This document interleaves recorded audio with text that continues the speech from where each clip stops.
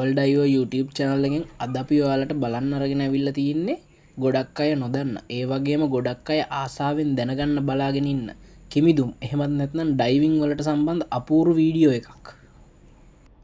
ඉතින් අපි දැන් මේ යන්නේ මීටර් 366ක් දිග නැවක පතුල පිරිසිදු කිරීමක්. එහෙමත් නැත්නම් හල් ක්ලීනින් එකක් කරන්න. මම හිතනවා මේ වගේ වීඩියෝ එකක් ඔයාලගෙන් ගොඩක් අය දැකලා නැතුව ඇති කියලා.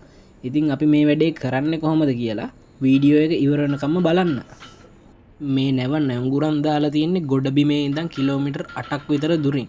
ඉතින් අපි මේ නැව ගාවට ගිය ගමන් කරන්නේ අපේ ඩයිවිං ටීම් එකත් එක්ක යන ඉංජිනේර් නැවට නගන එක. එයා තමයි අපේ සහ නැව අතර තියෙන ලියකියවිලි වැඩ ඔක්කොම බලන්නේ.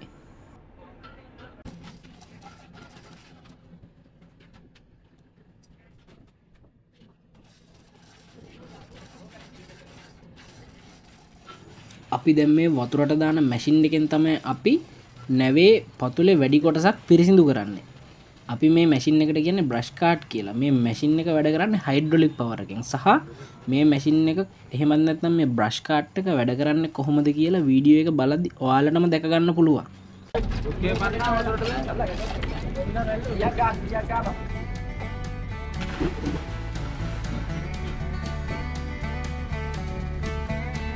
Tadi.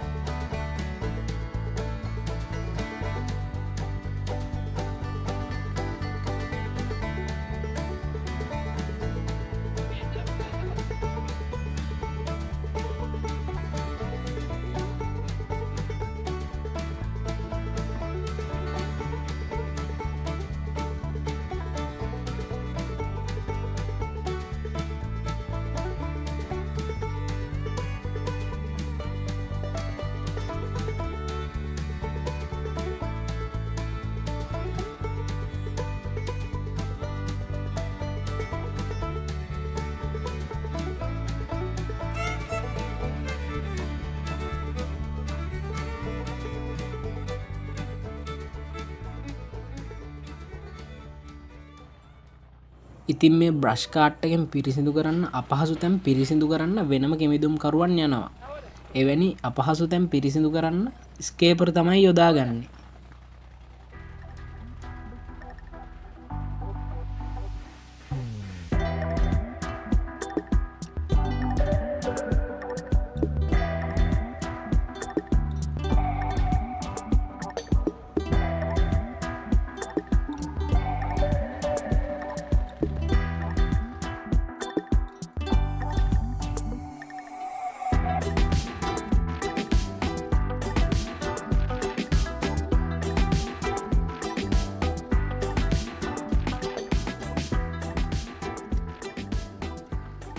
ඉතින් මේ බ්‍රෂ් කාට් එක ගැන කියනවනම් මේකේ තියෙන්නේ බ්‍රෂ් 3යි.